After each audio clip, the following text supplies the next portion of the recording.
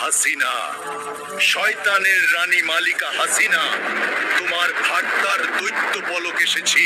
ভীমবারের বাতাবি লেবুর জাদুর শরবত এনেছি হে শয়তানের রানী। দে জলদি পান করি। হে আমার গোলাম, আমার বাপের রাজ্য।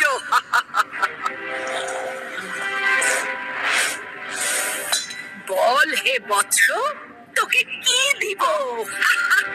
বার্তা বহনের একটা কালা জাদু শিখিয়ে দাও, যাতে বাতাসের মাধ্যমে নিজে নিজেই যেতে পারে।